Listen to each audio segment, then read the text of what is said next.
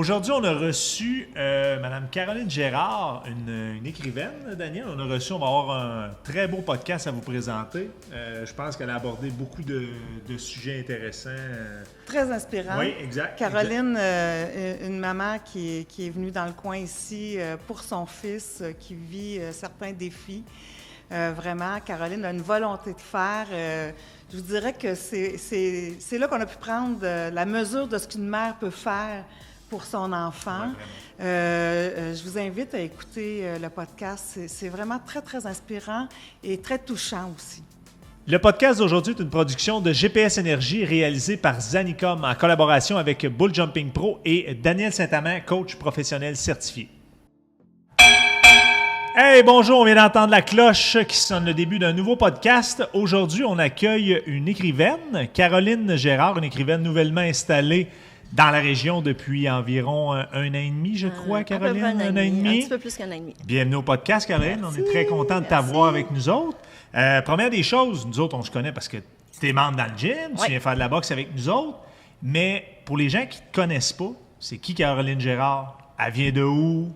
Qu'est-ce qui l'a poussé à écrire? On va faire le tour de tout ça, mais pour l'instant, juste te présenter un petit peu à nous. Tu viens de où?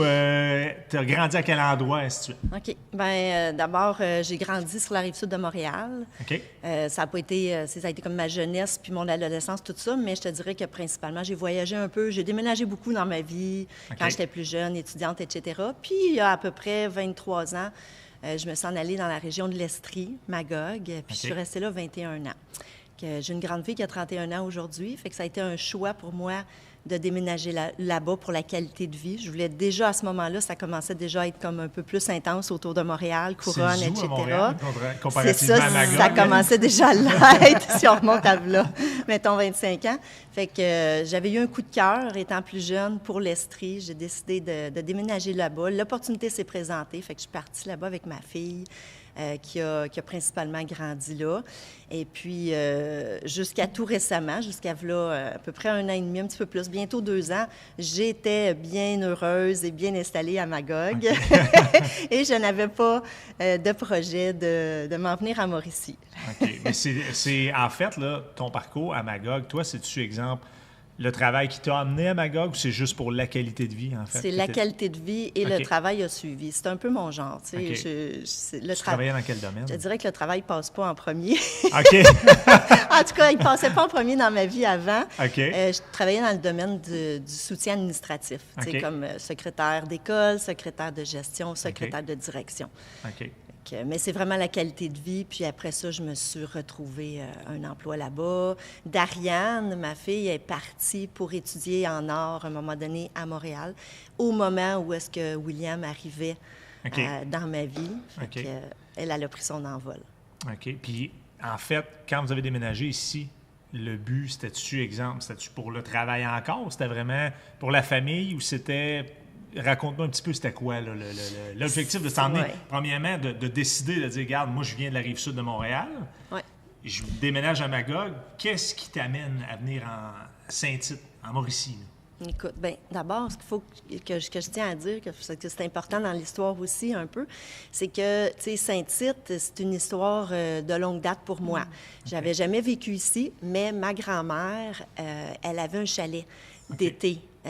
Quand ma mère était tout petite. Fait que ma grand-mère maternelle, elle avait un chalet ici à Saint-Tite, sur le lac à Perchaude.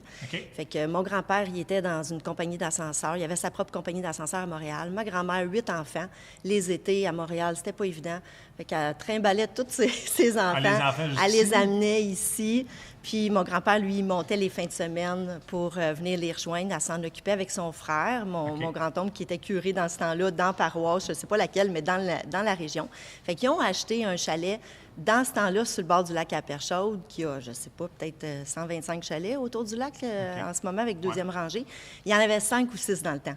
OK, quand même. Oui, c'est ça. C'était vraiment, tu sais, les Pronovo, tu sais, de longue date. Fait que ma mère, elle a grandi avec ces gens-là, les Veillés, les Pronovo.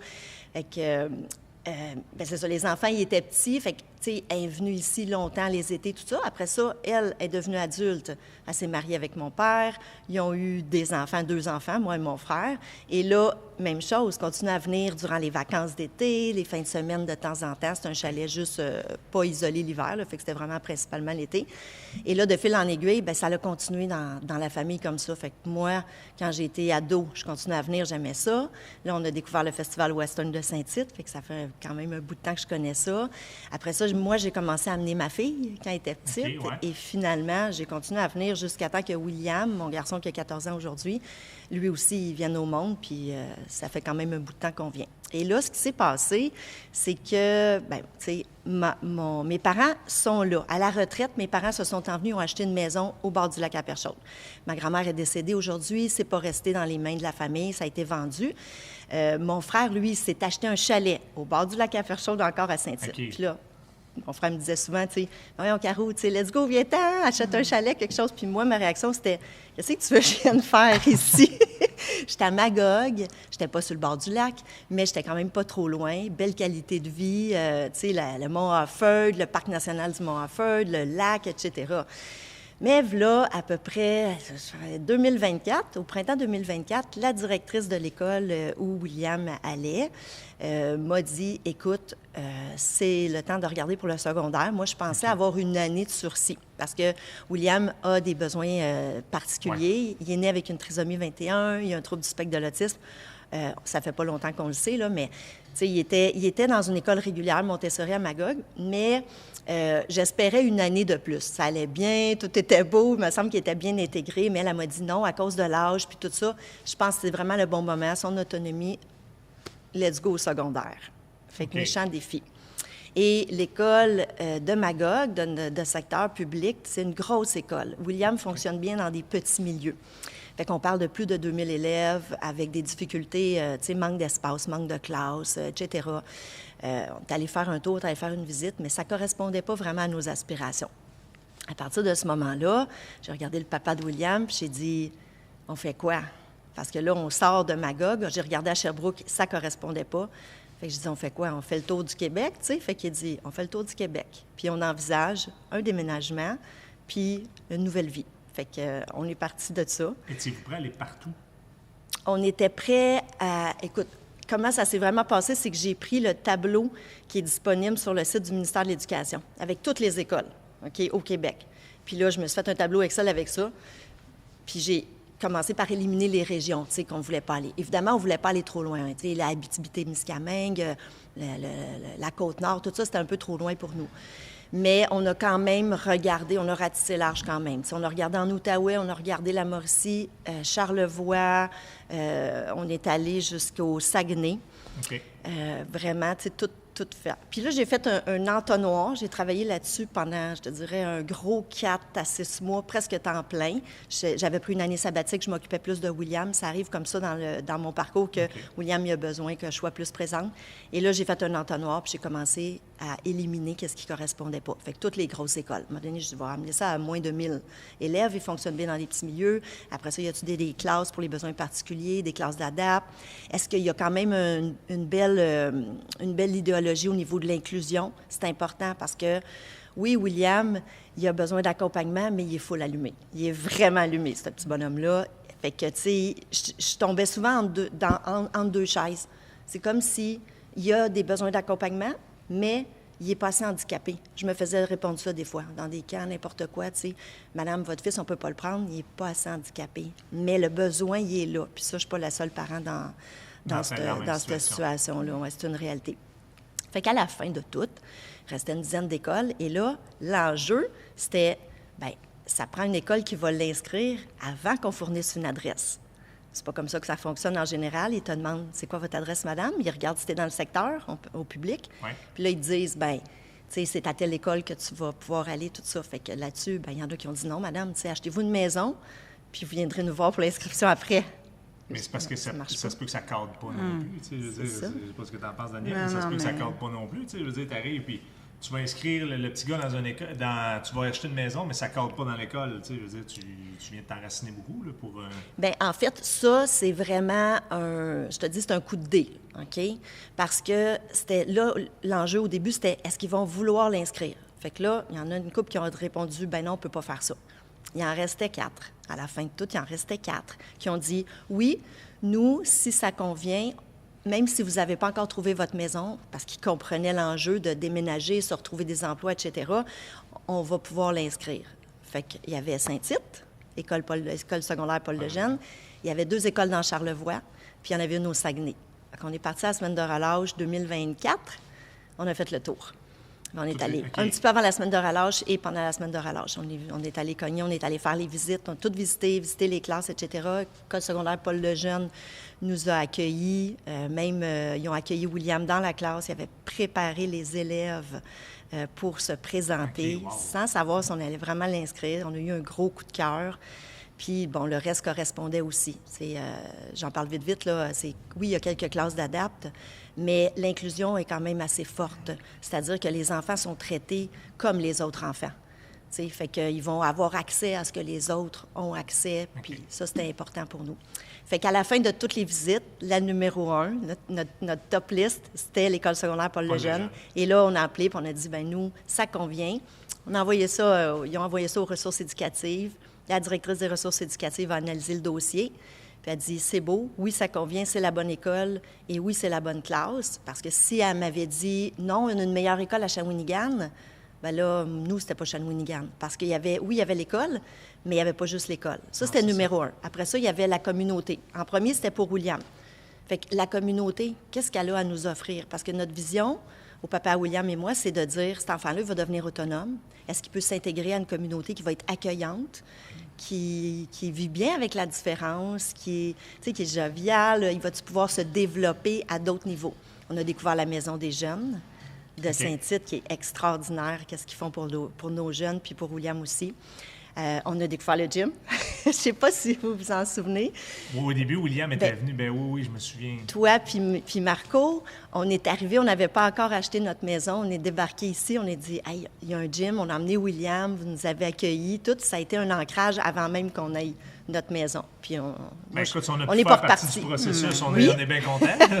Bien, on n'est pas reparti. Moi, je suis pas repartie du gym, là. Je suis encore là. Et de plus en plus, là, tu sais, c'est vraiment le fun. Fait qu'il y avait tout ça, tu sais, qui était comme les services. Qu'est-ce qui est offert? J'ai été fascinée de voir ça. Parce que quand je venais en visite, je regardais pas ça, moi. Je m'en venais voir mes parents, mon frère. Je venais au festival, je venais... Tu sais, fait que je savais pas tout qu'est-ce qu'on avait à Saint-Tite, vraiment, là, tu sais. Fait que ça a été le numéro 2. Question numéro 2, cochée. Puis la troisième, c'est, est-ce que Maxime, le papa de William et moi, est-ce qu'on peut y trouver notre compte à nous? On va-tu être heureux, nous autres aussi, là-bas? Puis on s'est dit, je pense que oui. Fait qu'on a enclenché le processus, recherche de maison, déménagement, etc. On est arrivé ça en juillet 2025. OK. C'est intéressant parce qu'on n'en parle pas souvent assez ici de la qualité de l'école secondaire Paul Lejeune à Saint-Tite. Vraiment. J'aimerais ça que tu nous dises comment ça se passe présentement à l'école pour William. Bien, ça se passe très bien, mais je te dirais qu'ils ont vraiment une belle équipe. Okay? Vraiment une équipe de cœur, là. Il est bien entouré. Moi, ce que j'aime, c'est ils sont très concentrés sur le bien-être de William. Fait que oui, il y a des fois, évidemment qu'on a des rencontres, en tant que parent, peut-être un peu plus souvent, puis tout ça, plan d'intervention, etc. Ils ont des défis. T'sais, avec William, c'est sûr qu'ils ont des défis. William, c'est un jeune homme qui adore explorer. C'est un explorateur, là. Fait que là, on va y venir à un moment donné. C'est pas pour rien qu'il a écrit des aventures. Fait qu'il adore explorer. Fait que, le défi pour l'école, il est quand même grand de dire comme, OK, William, il n'a pas encore l'autonomie pour dire, moi, comme les autres enfants, les autres élèves, sur l'heure du dîner, bien, je m'en vais dîner au Subway, je m'en vais chez moi, je traverse dehors, aux récréations, je sors dehors, tout ça.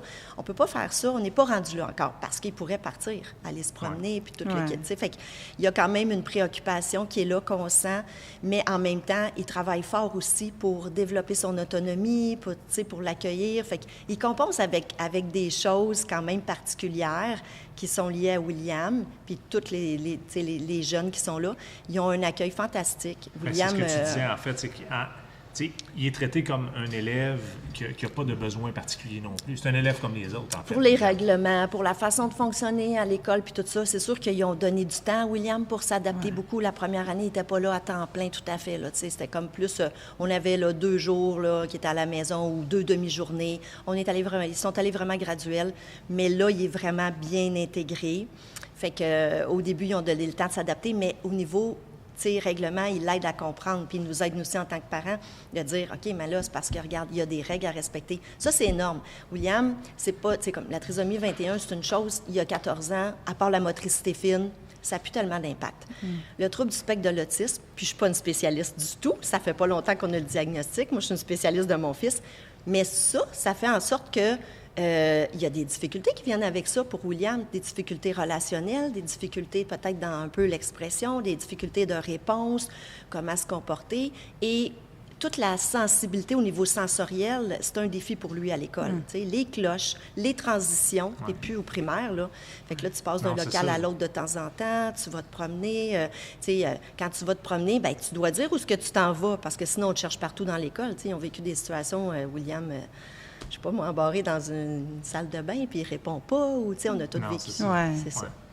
Fait que... Et je pense aussi que la beauté du milieu, parce qu'on est quand même dans un milieu plus rural, là. Oui, exact. Je pense qu'il y a ça, hein, cette façon de prendre soin de l'autre aussi, puis de prendre soin du voisin, puis dans nos villages. C'est ça, exactement. Puis c'est comme tu dis, c'est tout le monde se connaît, là. C'est plus facile d'être inclusif que dans un gros milieu. C'est sûr que, puis j'enlève rien, exemple, vous auriez choisi Shawinigan, Trois-Rivières, Québec, Némit, là. Mais tu sais, c'est sûr que c'est pas la même mentalité là-bas qu'ici. Tu sais, tout le monde se connaît. Ça peut être des désavantages, mais tu peux avoir des gros avantages, par exemple. Surtout ça en dans fait le partie. contexte, surtout dans le contexte de William. Exact, ça en fait partie. Effectivement. Tu sais, William, moi, en tant que maman, plus que William va être connu, puis il commence à être pas mal connu à l'école, puis tout ça, bien plus qu'il est en sécurité. Mon cœur de maman, c'est ça.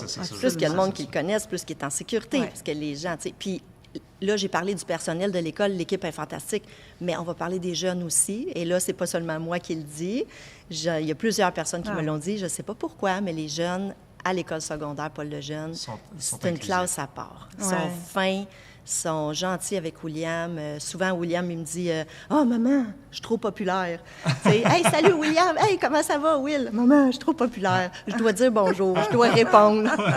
Oh, maman, tout le monde veut me parler. C'est vraiment drôle, là. Mais c'est ça. Mais vous avez fait, toi et William, vous avez fait quelque chose de quand même très gros. Vous avez écrit un livre ensemble. Je t'ai présenté au début comme une écrivaine. Oui. Le parcours d'écrivaine. Est-ce que, premièrement, est-ce que tu veux nommer le titre du livre que tu as... Oui, tu peux le nommer. Tu peux faire je peux le montrer aussi. Oui, tu peux le montrer pour les auditeurs là, qui veulent... C'est William et les univers invisibles, quand les rêves prennent vie. Fait que ça, c'est le premier livre qu'on a écrit ensemble. Et c'est mon premier livre. Et c'est le premier livre à William. J'ai écrit un peu avant, j'ai écrit dans un recueil collectif qui rendait hommage à des personnes lumineuses qui ont transformé notre vie. Ça s'appelle Les Nouveaux Gardiens de Phare, qui est publié aux éditions 1 million de rêves. Et là, après ça, ben c'est ça. C'est comme si, moi, tu sais, je suis passée de secrétaire de direction, puis de nature, je suis un peu, puis je travaille encore un petit peu aussi, là. Mais mon rêve d'être auteur et d'être publié, il était là. Il était latent. Ça faisait des années, tout ça, mais Est-ce qu'il a toujours été là? Il a toujours été là depuis que j'ai 15 ans. J'ai écrit beaucoup dans ma vie. J'ai étudié un petit peu en création littéraire, en littérature, tu sais. Puis j'avais des tiroirs. C'est classique, là. Il y en a beaucoup d'auteurs qui sont comme ça. C'est un classique, là. Tu sais, les tiroirs sont remplis, là, où l'ordinateur est rempli, tout ça, puis tu n'oses pas trop sortir ça. Mais tu sais pas trop comment commencer non plus. Tu sais, c'est beau, tu dis, OK, je vais écrire un livre, mais par où je commence vraiment? Et là, il y a un concours de circonstances. Je trouve plus que c'est des synchronicités qui a fait en sorte que moi, à un moment donné, boum, je suis tombée sur le bon programme d'accompagnement à l'écriture. Je n'avais pas besoin d'aide pour écrire comme tel, mais être accompagnée dans ce processus-là de dire, OK, mais comment tu fais, tu sais, vraiment pour écrire un livre puis réussir à le publier? Et là, je ne savais pas à ce moment-là que William, ça allait être... Oui, avec William, mon premier livre, j'avais des idées, des projets. Sauf qu'en février 2025, William, il adore écrire. Ça fait longtemps, il écrit des petits bouts, Étienne même à Morin. l'école. Son enseignante, son éducatrice spécialisée le disent. Écoute, il remplit des feuilles, des petits bouts d'aventure, des listes, de toutes sortes d'affaires, des idées, des pensées. Ça fait une couple d'années qu'il fait ça. Puis, à un moment donné, il s'est réveillé en février 2025, puis il m'a dit, c'est comme ça que le livre a débuté. C'est le début de l'aventure. Maman, j'ai dit oui, mon ange. Il dit, j'aimerais ça écrire des aventures. Mais moi, je suis une grande rêveuse. J'ai des lunettes roses. OK. Pardon, j'ai des lunettes roses. Fait que moi, j'ai décidé de le prendre au sérieux. Je dis, OK, t'aimerais-tu ça vraiment comme écrire un livre? Il a dit, ça pourrait-tu être un livre d'aventure? Et je dis, ben oui, pourquoi pas? Fait que c'est comme ça que ça a commencé. Je l'ai encouragé, il écrivait ses aventures, tout ça. Puis à un moment donné, ça a commencé à s'accumuler. Fait que j'ai téléphoné à Jérémy, qui est avec la maison d'édition 1 million de rêves, le gardien de phare. J'ai dit, écoute, William, ça avance, j'aimerais ça, on va être à Magog à la semaine de relâche, il est là-bas. J'aimerais ça te rencontrer, prendre un café puis te jaser de ce projet-là. OK. Fait qu'on est allé le rencontrer, il a adhéré au projet jour 1, il a dit go. Ça va être super. Comment vous l'avez eu? Lancez-vous. Comment vous avez été capable de le contacter, lui, Jérémy? C'est-tu toi qui a communiqué directement avec lui? Comment il a entendu parler un petit peu de ça? Moi, je l'ai vu pour la première fois passer sur mon fil de réseaux sociaux Facebook. J'ai vu une vidéo de lui. Puis ça faisait longtemps là, que je regardais des trucs passer, puis je me disais, tu sais, je vais-tu aller me chercher de l'aide pour voir comment je pourrais, tu sais, en arriver à réaliser mon rêve d'écriture. Quand j'ai vu Jérémy et que je l'ai entendu parler la première fois, c'était fait. OK. C'est lui. C'est lui que ça me prenait pour débloquer ça, débloquer vraiment le début de ça. Fait que c'est avec lui que j'avais commencé un projet. En fait, le projet, c'est venu les deux en même temps, finalement, les nouveaux gardiens de phare, le recueil, et là, j'ai embarqué avec le projet de William. Fait que quand on est allé, je l'avais rencontré aussi dans un salon de l'éveil à Saint-Hyacinthe, puis la première fois que William, il l'a vu, au mois de mars, à 2025, à Magog, là, ça a été vraiment le début du projet de ce livre-là. Okay. On a vraiment parti ça. À ce moment-là, il m'a dit, c'est bon, quand est-ce que tu penses avoir fini d'écrire le manuscrit? Mois d'août. On est en marche. J'ai pas une ligne d'écrit, là. Okay. Will, il est en train d'écrire des aventures. J'ai aucune idée comment je vais faire un livre avec ça. Ce que je sais, c'est que mon gars, il a un rêve, puis il n'y a pas rien qui va m'arrêter si mon gars, il a un rêve. Fait que let's go. Fait que là, il me dit, parfait, appelle mon adjointe, puis dis-y qu'elle book ta date. On va faire ça à la fin de l'année 2025. Ça va être mon dernier lancement de l'année parce qu'il accompagne vraiment, tu sais, jusque-là. Je dis, OK, je le fais. Fait que je book ça, je book les salles de lancement. Je décide de faire 2 lancements parce que je ne savais pas quel choisir. Magog, tous les anciens amis sont là, mais on vient de mettre les pieds dans une nouvelle communauté. Fait que c'est ici maintenant notre vie. Puis là, comme Daniel dit, on veut l'intégrer aussi. Ben oui, pas, absolument. On veut l'intégrer à la communauté aussi. Exactement. Puis là, mon accompagnatrice littéraire, Julie, elle me dit, ben faisant 2. Moi, j'ai aucune idée qu'est-ce que ça demande, un lancement. Je dis, ben oui, let's go. OK, on fait 2 lancements. C'est moi qui les organise, les lancements. Je ne sais pas c'est quoi, mais c'est pas grave. 2 back-à-back. Une semaine, l'autre semaine. Ah, une semaine de vie, OK. Oui. Fin novembre, début décembre, ici, à la bibliothèque Marielle Brouillette. Puis là, je réserve les salles. Il y en a à Magog, ça coûte un petit peu plus de sous qu'à Saint-Tite. J'engage les sous. Fait que là, on part. Fait que pas une ligne d'écrit. Là, je me dis, OK, let's go. Fait que, tu sais, des fois dans la vie, là, c'est ça que je me dis. Mais c'est plongé, en fait. Tu as plongé comme n'importe quel entrepreneur. En fait, tu as plongé, puis tu as parti ton projet, puis tu y croyais. Là. Mais Hubert, j'ai envie d'ajouter que la volonté d'une maman, c'est très fort aussi. C'est bien, bien fort. Ouais. Là, je venais de faire une promesse à mon gars. Ah, c'est ça. On devrait être aussi bon pour quand on se fait des promesses à soi-même. Puis ça, c'est encore un défi pour moi de dire, OK, là, c'est pour moi. Revenir à ça, mais là, je venais de faire une promesse à mon gars. Je venais de dire, on va sortir un livre, on va écrire un livre ensemble. Fait que William, il a écrit jusqu'à fin juin, début juillet. Là, j'avais toutes les... Heureusement, j'ai pris des notes pendant le processus quand même. On avait des conversations super fascinantes qui se retrouvent dans le livre. Je prenais des notes, puis tout ça, puis je prenais des photos, puis je me disais, comment je vais faire un livre avec ça? Je ne sais pas. Finalement, quand je suis arrivée au début de l'été, j'ai dit, OK, let's go. J'ai été un peu accompagnée là-dedans pour des idées, puis là, Jérémy et Julie m'avaient dit, mets des moments de ton quotidien. Oui, les aventures de William, c'est super cool là, pour vraiment voir son monde imaginaire. Là, c'est incroyable là, comment il est imaginatif, cet enfant-là. C'est fou, là, il n'y a pas de limite. Mais toi, qu'est-ce que tu vis à travers ça? Mets des petits moments de ton quotidien. Fait que c'est ça que ça l'a donné. Mais mon but premier, c'était de réaliser ce rêve-là, de dire... Mon but, dans le fond, c'était de lancer le message à mon fils que tu peux réaliser tes rêves dans la vie. Tu peux y croire, puis tu peux les réaliser. C'est pas parce que tu es différent, puis ça s'adresse à tout le monde, ou parce que tu te sens différent. Tu sais, il y en a beaucoup qui sont... Il n'y a pas de diagnostic ou rien, là, mais des gens là, qui se sentent différents, là, il y en a tellement, là, c'est fou. Bien, c'est pas ça qui va t'arrêter nécessairement. Tu peux quand même réaliser tes rêves. Il faut mettre du travail, puis il faut envoyer de l'énergie, d'une certaine façon, dans l'univers, si on veut. Mais vous avez mis les chances de votre côté aussi. Ouais. Dans le projet, vous n'êtes pas assis, puis vous avez attendu que ça arrive. Vous avez plongé, vous avez contacté des gens, vous avez poussé. Oui. J'ai quand même une question, moi, parce que Caroline, elle vient de dire quelque chose Vas-y, il y a quelques minutes. Elle a dit il faudrait avoir cette même volonté-là pour soi-même. Qu'est-ce que tu voudrais pour toi, Caroline? Oui. Bien, en fait, je vais te dire ce que je veux après pour moi, mais d'où ça vient ça? Ça, je trouve ça cool que tu poses la question parce que c'est quelque chose, c'est un élément déclencheur pour moi. À l'automne 2024, fin d'automne, ma fille est venue en visite. Puis on jasait beaucoup. Puis ma fille, elle a 31 ans. Puis c'est drôle de voir comment est-ce que des fois, on vit des choses qui se rejoignent, qui sont semblables, ou on se suit. Puis, tu sais, puis là, tu t'enseignes à tes enfants des trucs quand ils vieillissent. Tu leur passes des messages, puis tout ça. Tu sais, prends soin de toi, mets-toi en priorité, etc. Ma mère, elle me dit tout le temps ça. T'as-tu pensé à toi aujourd'hui? T'as-tu fait quelque chose pour toi? Mais là, ma fille, elle m'a resservi la leçon à ce moment-là. Elle m'a dit, là, maman, il est temps que tu penses à toi. T'es pas juste une maman. Là, je dis, attends une minute. C'est qui la personne la plus importante dans ta vie? Moi, je dis, bien, c'est toi puis Will. Non, maman. C'est qui la personne la plus importante dans ta vie? C'est toi. OK, c'est moi, puis après ça, c'est toi puis William. Elle dit, non, maman.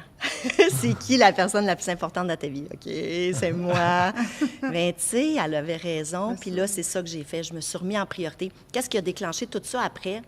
Avant de voir passer ça sur les réseaux sociaux, c'est des synchronicités. C'est la décision. J'ai décidé au début de l'année 2025 que j'allais me remettre en priorité dans ma vie. Je m'étais oubliée. Tu sais, ça faisait 30 ans que j'étais presque juste une maman, une conjointe, une fille, tout ça. Mais, tu sais, c'est qui Caroline? Oui, c'est ça. Là, j'ai dit, attends une minute, c'est qui Caroline? C'était quoi mon rêve, moi, quand j'étais jeune? C'est quoi mes passions, puis tout ça? Fait que là, ça l'a remonté, tu sais. Fait que pour répondre à ta question, qu'est-ce que je me souhaite cette année? Bien, je me souhaite de continuer à... Là, j'ai les pieds ancrés dans quelque chose qui est en train de devenir peut-être un peu plus gros. Suite à la publication du livre, il y a quand même une belle... un beau mouvement qui s'est créé. Je dirais un engouement. Un engouement. Oui, qui n'est pas énorme encore parce que ce qu'il faut savoir, c'est qu'on a respecté beaucoup William dans sa capacité à absorber tout ça. Fait que quand on a sorti le livre, le lancement, ça s'est fait privé, de façon privée, parce que lui, il voulait pas... Ça l'intimidait d'avoir trop de monde, etc. Il n'y avait pas de journaliste sur place. Je ne suis pas allée dans les médias. Je ne suis même pas allée en librairie au début. William, il disait, « Maman, c'est toi qui as le droit de vendre le livre. » Puis Jérémy, parce que c'est son ami maintenant, l'éditeur. Fait que la maison d'édition, c'est correct. C'est venu un petit peu après qu'il a dit, « OK, on sort ça un peu partout. » Puis là, il commence à être à l'aise avec ça, t'sais. Fait que je sais pas où je m'en allais avec ça.